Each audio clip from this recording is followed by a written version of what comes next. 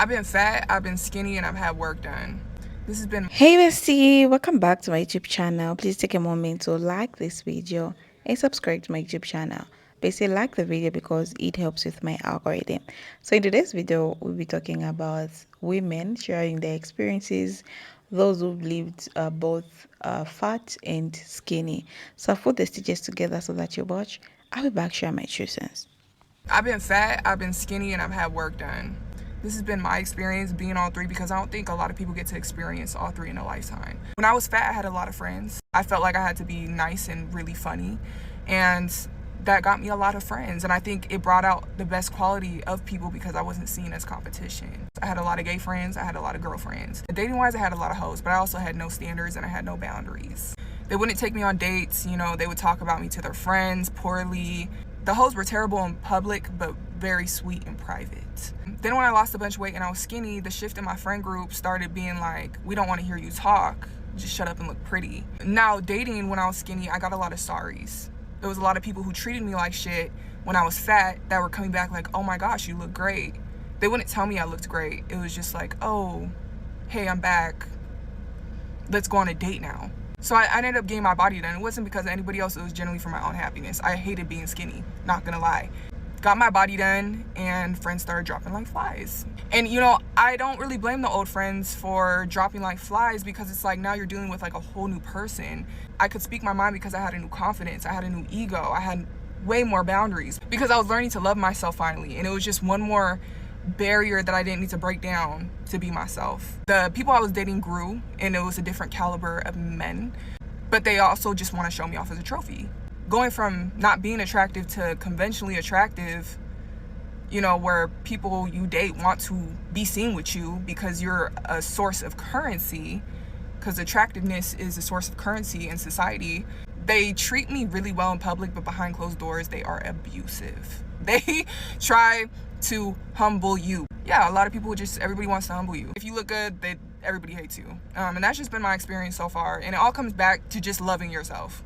Like, there's nothing you can do. Love yourself. I saw this post that said being both fat and skinny in your lifetime will really teach you how people treat you. And I know this is like a huge controversy on TikTok right now, but I have been both very fat and very skinny in a short amount of time. And I've had this one best friend like all throughout my entire lifetime. And we're not friends anymore, but love her to death. Will forever follow her and root for her. We're just not best friends like we used to be. We've been best friends for like 10 years. So she was friends with me during my fat days and she was also friends with me during my skinny days. And quite literally, this is like no shade to her, but this is just my experience and how like I experienced it. All throughout high school, like my sister even would validate it for me, but we would get into a lot of fights because she was a very beautiful girl, okay? She got a lot of male attention and she loved male attention, but like I didn't get any because I was the duff. I was the designated ugly fat friend. Like, and she would like never post me on social medias. Like she would post me every now and then, but it was like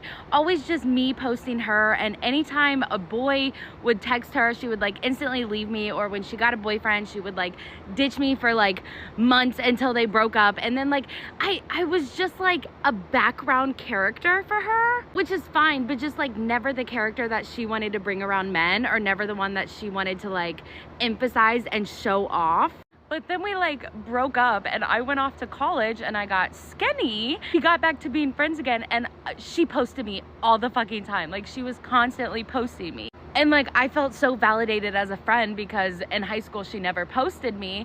But like I started to think like, is this because I'm skinny now? Like, did you not want to post me because I was fat? And like now that I'm skinny and like pretty and like popular, you like want to post me? Because I was like finally meeting up to her image, the one that she was like, the one that she had in high school, but like I peaked in college, you know what I mean? Like we just peaked in different eras. And really, like I said, no shade. If she sees this, I love you to death. I wish you the best. She moved to a different state and we were in two different lifetimes and just life was not lifing for us. And we decided to end our friendship. So like it wasn't on like terrible terms. I mean, we're cool now. Everything's cool. It just goes to show you that when you're fat, people make you feel invisible. Like they don't, I don't know, when you're ugly and fat, it's just like people treat you so differently. Period, point. So there's something that I've noticed since I've lost the weight, and I don't want this to be taken the wrong way because I am not shaming anybody. For one, I used to be a thicker, bigger girl. I was like 200 plus, literally. I'm now down to 160-ish. And what I've noticed is it has opened up a different caliber of men to me. That's not the flex that it sounds like.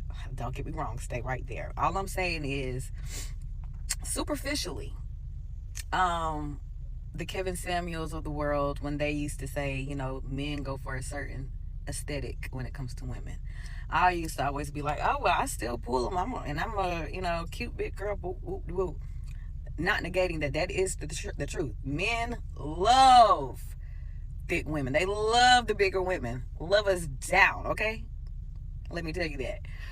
But there's a discriminatory element that comes with being a bigger woman in general. Just a woman in general that's a bit thicker and bigger in frame. Especially on dating sites. So this is where I came up with this.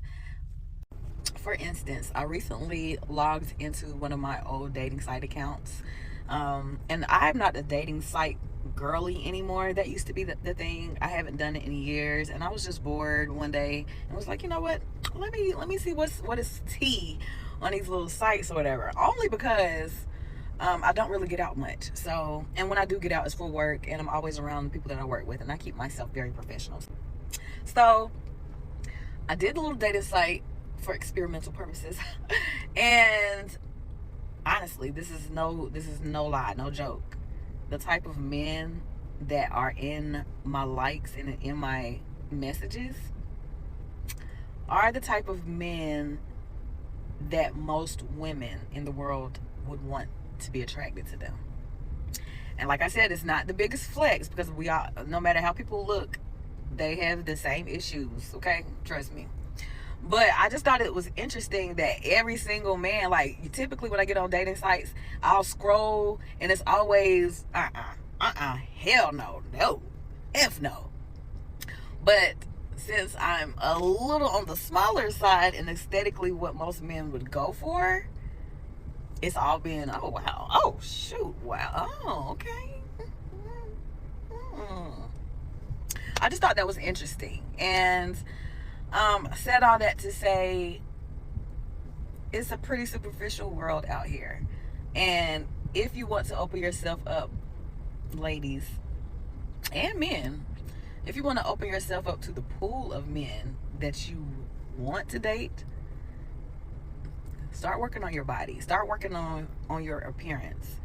You know, start taking better care of yourself, of your temple, and see what it does for you. And again, please don't be offended. Please don't be offended. I understand if you are. I'm just saying what I found to be true. So take it or leave it, I guess. So I just want to talk about skinny privilege for a second, because the way that people treat you when you are overweight or obese versus skinny or small or whatever is so drastically different. I used to be 300 pounds. I've lost 130 pounds. And just the way that people perceive me and talk to me now is so drastically different than the way they used to. And I'm not talking about like people close to me, like family, friends. I'm talking about like the cashiers that I see at the grocery store or at the gas station or just anywhere. Like, just the way that people talk to me now is so much nicer than when I used to be overweight. Like, it's mind-blowing, because like I've always been a nice person. At least I think I'm a nice person. I try to be a nice person, but just the way that people are so much nicer to me now that I'm smaller or skinnier is wild. Like, why?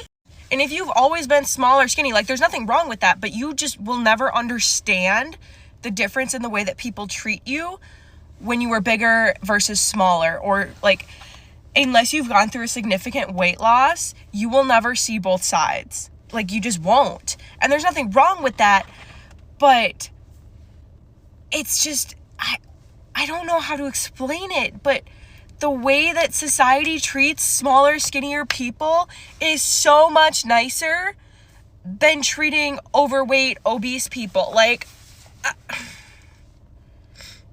it's, why? Why are we so much nicer? People are still denying that skinny privilege exists. And if you deny that it exists, you are part of the problem. And most people will never see it unless they have been overweight and they have been an appropriate healthy weight. And before the people that are like, oh my God, like skinny people get shit too. I'm not talking about that.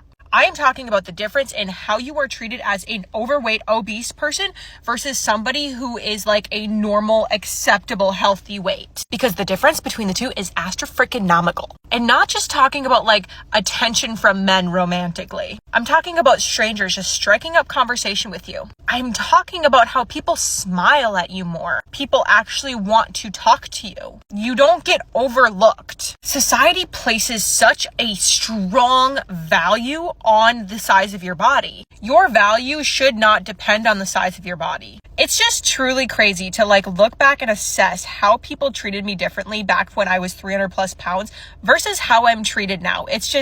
It's so crazy. Get ready with me while I tell you about how my relationships changed during my 120-pound weight loss journey. When I first started my journey, my boyfriend at the time was also like 350 pounds. I could tell that he was very insecure about my decision to change, and he also was not interested in changing himself. He actually objected to me changing my nutrition habits so much that for months I was preparing 2 separate meals. The more I lost weight, eventually the more confident I became, and it really took a huge toll on our relationship. On top of not having a supportive partner, my family was also not very supportive of me at all. They would make terrible comments about my choices, and they would make me feel so uncomfortable at family functions. It got to the point where they would know that I had goals that I was trying to reach, and they wouldn't prepare meals for me at these functions, so I had nothing to eat, which meant I spent a lot of time crying in the bathroom at family functions.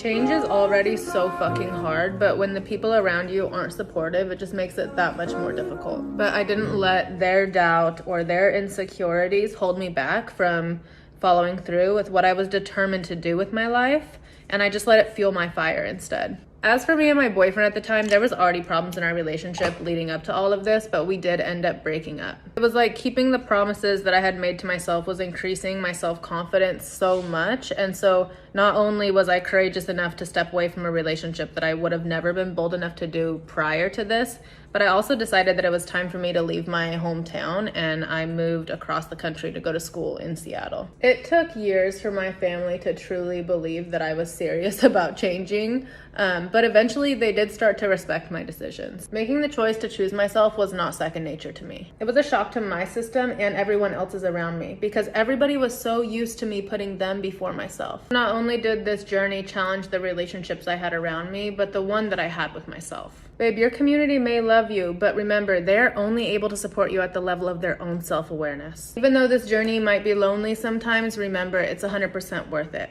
Also, it's not selfish for you to choose yourself. Weight back because I knew that the bigger you are, the more invisible you are.